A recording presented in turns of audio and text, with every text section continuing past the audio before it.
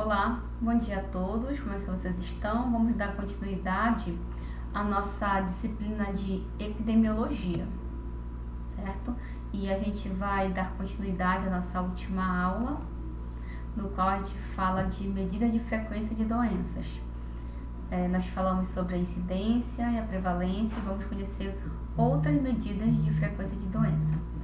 Além disso, nós vamos trabalhar vamos introduzir a temática sobre determinantes e indicadores em saúde. Então, outra medida de frequência de doença é a morbidade. Então, o termo morbidade, ele é um termo genérico que é usado para designar o conjunto de casos de uma dada afecção ou uma doença, né? Ou a soma de agravos à saúde que atingem um grupo de indivíduos e que são capazes de produzir uma doença, então que são capazes de causar uma doença. Por exemplo, se a gente for levar em consideração a asma. A asma, ela é uma importante morbidade, mas que tem uma baixa mortalidade. Então, por exemplo, a Covid é uma morbidade que tem uma alta mortalidade entre indivíduos mais idosos, isso sem a vacinação, por exemplo. Então, para que se possa acompanhar a morbidade na população e traçar esses paralelos entre morbidade de um local em relação às outras doenças, é preciso que se tenha medidas padrão de morbidade. As medidas de morbidade mais utilizadas são o que nós já trabalhamos anteontem na aula de epidemiologia, que é a medida de prevalência e a medida de incidência. Então, prevalência e incidência, elas estão relacionadas diretamente com a morbidade. Então, aqui a gente observa relação entre incidência e prevalência, fazendo um resumo do que nós já falamos. Então, a gente sabe que a prevalência de uma doença, ela depende da incidência dessa mesma doença, né? Quanto for maior a ocorrência de novos casos, maior será o número de casos existentes, como também a duração da doença. Então, se uma doença ela dura mais tempo, ela tende a aumentar a prevalência. Se o indivíduo tem uma doença de que é facilmente curada, então a prevalência dessa doença tende a ser um pouquinho menor.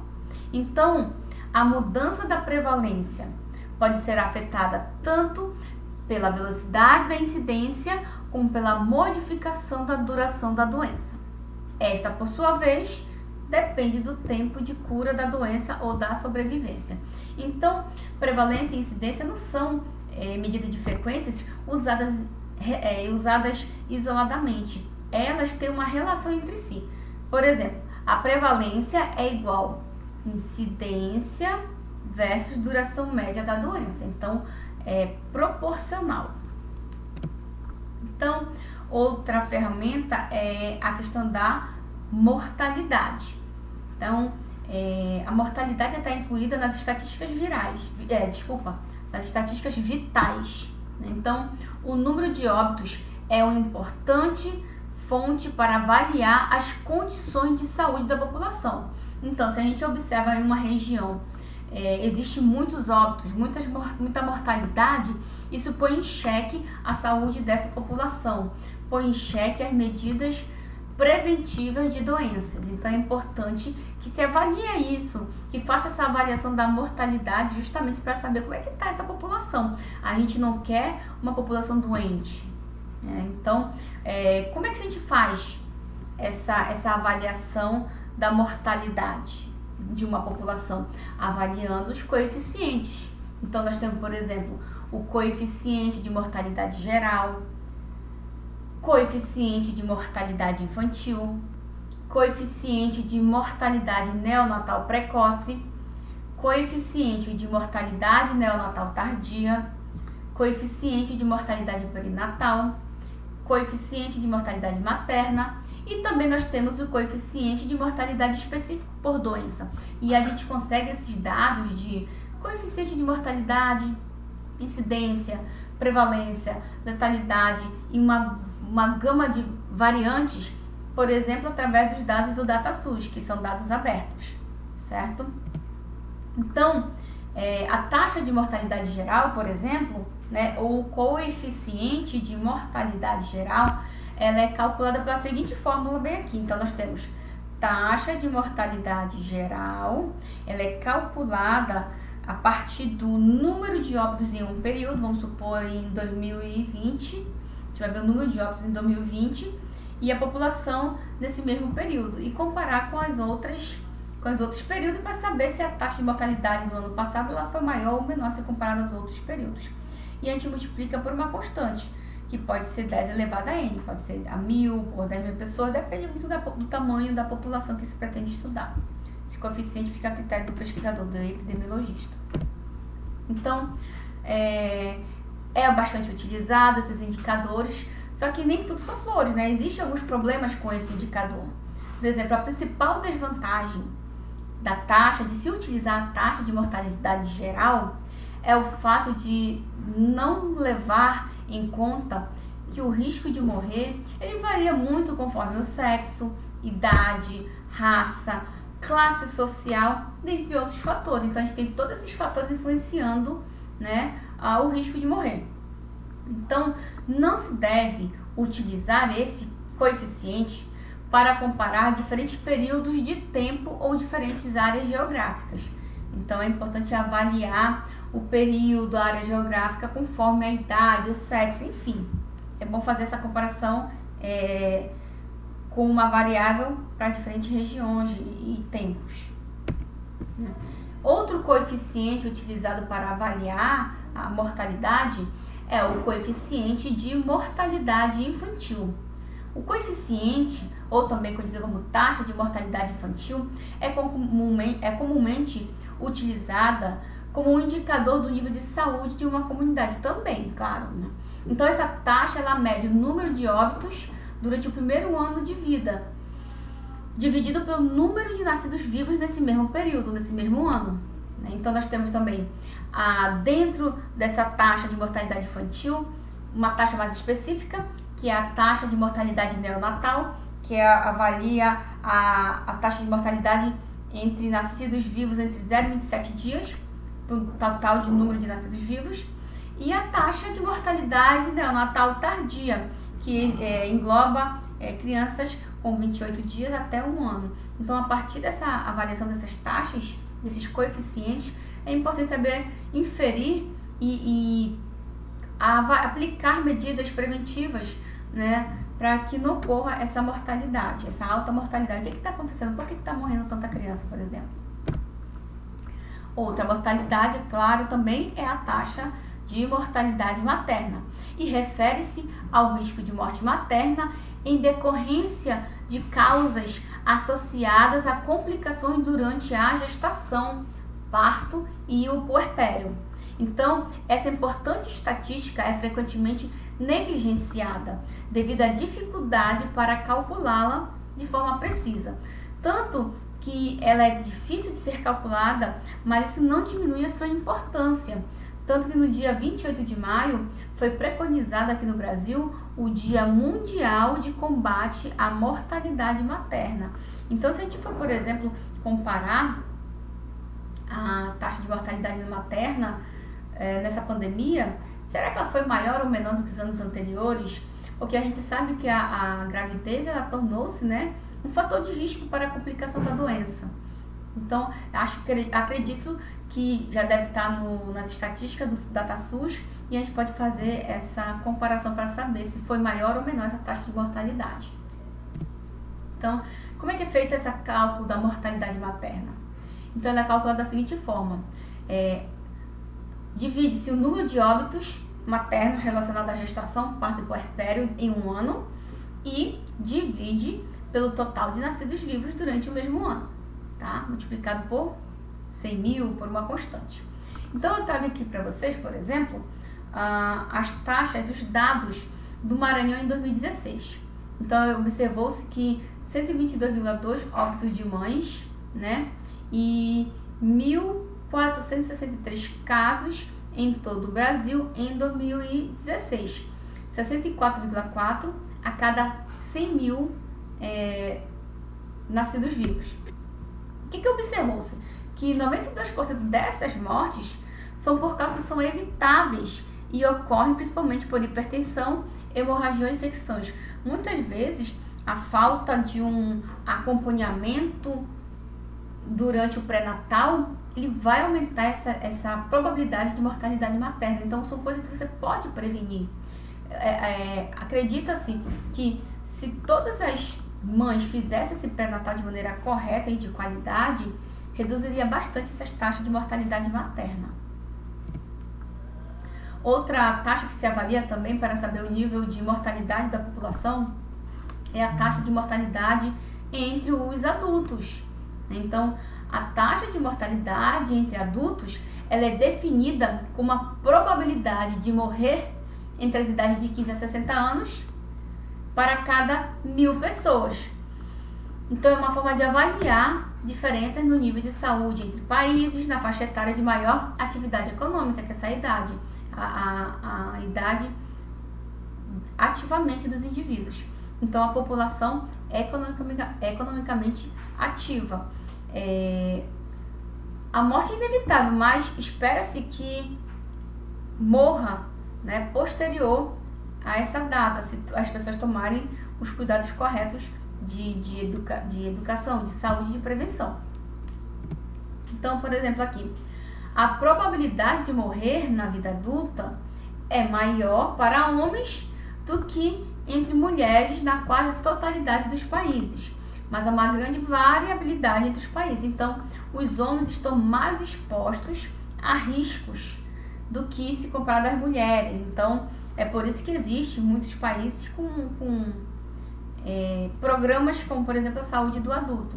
Então, homens estão mais expostos, né, aqueles que vão, apesar que tem mulheres, claro, que trabalham, mas em certos locais, a maioria dos homens são os que dão o sustento à família, então estão mais expostos a sofrer algum tipo de decorrência para que ocorra a morte desse indivíduo.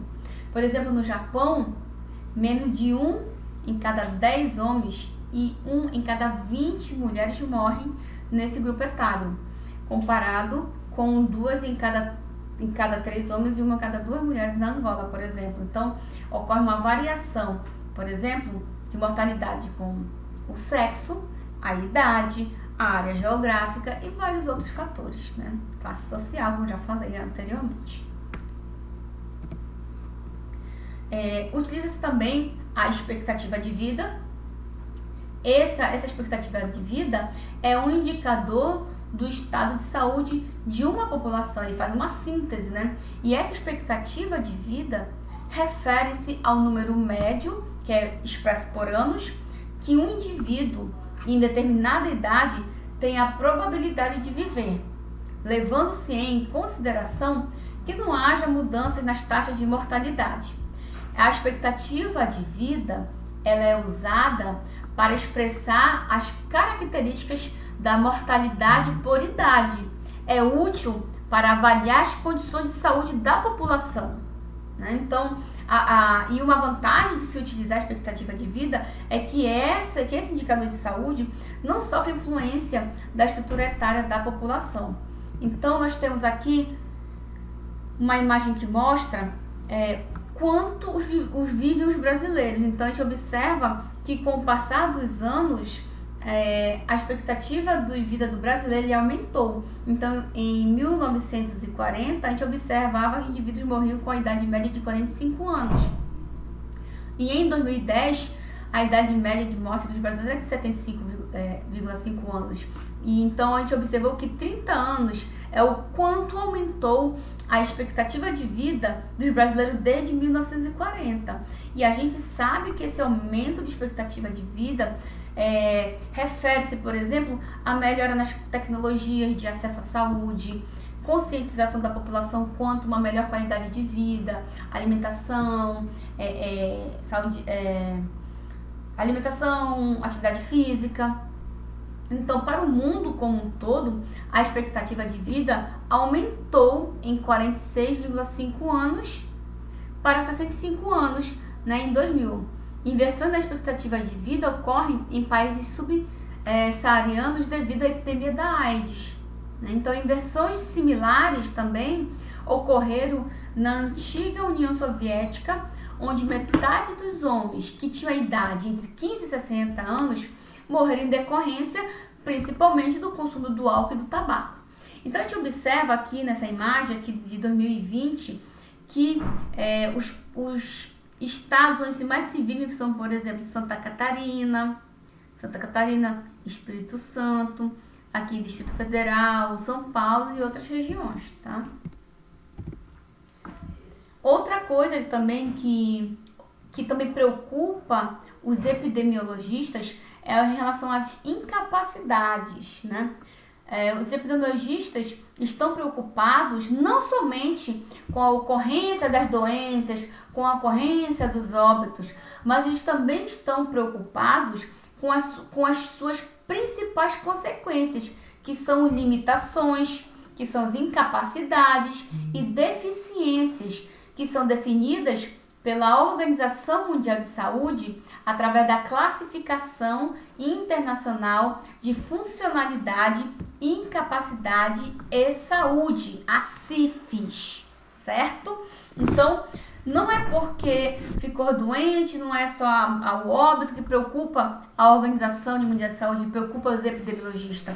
O que preocupa também são as incapacidades, os graus de incapacidade nos indivíduos. Então, nós temos aqui a CIFES como uma ferramenta útil para medir, para entender esses tipos de desfechos decorrentes de um acidente, de uma doença, né? O que seriam esses desfechos? Limitações, incapacidades e deficiências, podendo ser usada dentro dos serviços formais de saúde e também em pesquisas populacionais.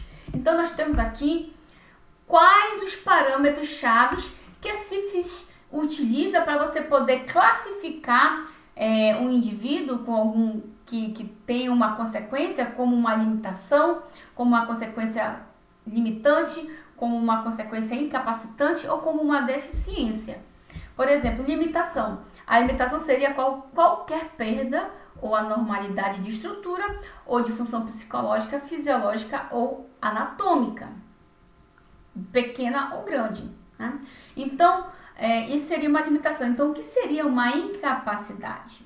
Incapacidade é qualquer restrição ou falta que é resultante de uma limitação de habilidade para realizar uma atividade considerada normal para o ser humano, né? Então, temos uma grande diferença entre uma pessoa ter uma limitação e uma pessoa ter uma incapacidade.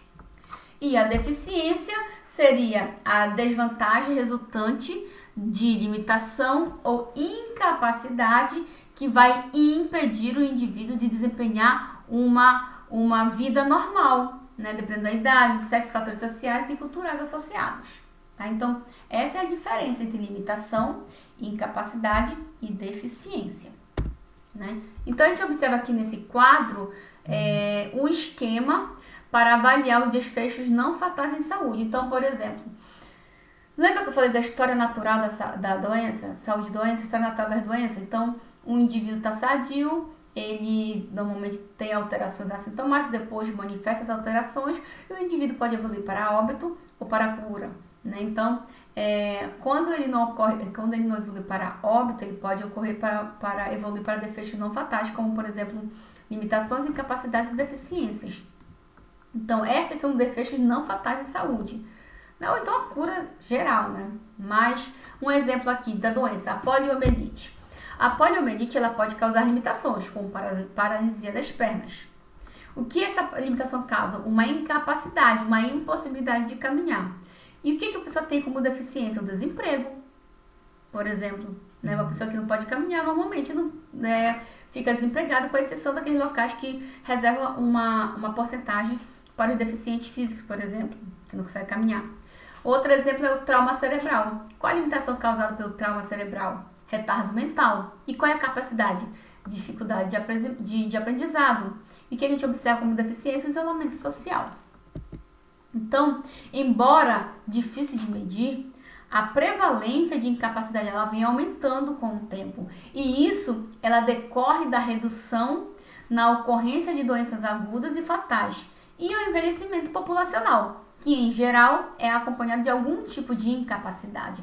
A população ela aumentou a expectativa de vida, mas infelizmente esse envelhecimento populacional ele é acompanhado de algum tipo de incapacidade. Ainda na aula de hoje, para finalizar, né, a gente vai falar, vamos introduzir a temática sobre determinantes e indicadores de saúde. E eu ainda vou passar o material para vocês lerem para complementar o que seriam esses determinantes, o que seriam esses indicadores de saúde.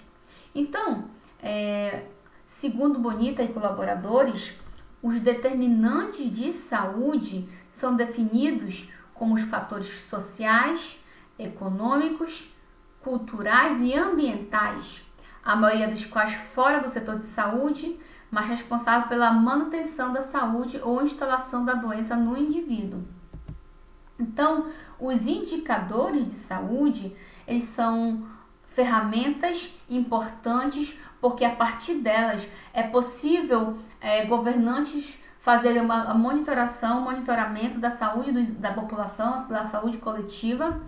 É uma ferramenta útil para acompanhar tendências históricas de saúde da população e, a partir daí, fornecer subsídios para o planejamento de ações de saúde e para o monitoramento do desempenho das mesmas, para saber se essas ações estão dando resultados positivos ou se estão dando resultados negativos.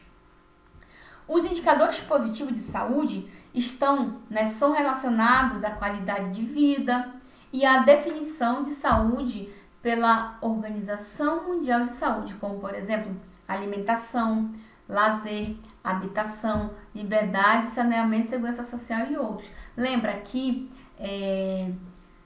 saúde não é só a ausência de doença, está relacionado muito mais a isso, está relacionado com um conceito muito mais amplo. Ter saúde é ter uma alimentação equilibrada, ter um lazer, ter uma habitação boa, uma liberdade de saneamento e outros fatores. Com isso, é muito difícil de se medir. O que se faz é quantificar, descrever a ocorrência de agravos à saúde, doenças e até mesmo mortes.